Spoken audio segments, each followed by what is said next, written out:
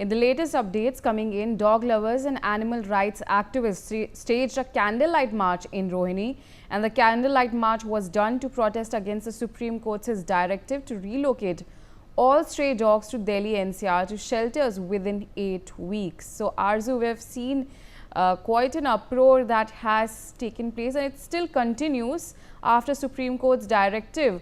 What is the update in terms of this march that took place in Rohini?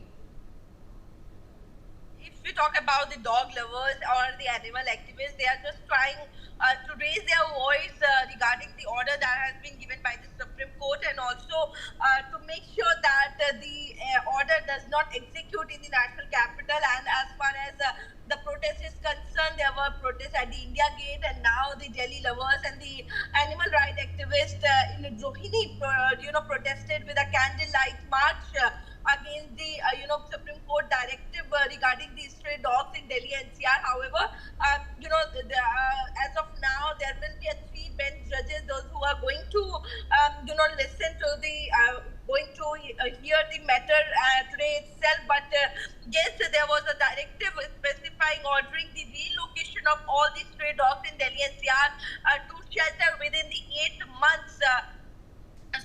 weeks. So the concern was that also, several animal rights activists have raised the concern that there is no sufficient place for the dogs to stay. There is no permanent shelter in Delhi where these dogs are going to stay. So yes, this is not only about that the dogs will be removed from the street, but also where they are going to stay. The government doesn't provide much fund for these dogs, and even if they have been given, there are ABC centers which are only for giving the home for 10 to 13 days for just vaccine or other medicine, but then they are sent back to their territories.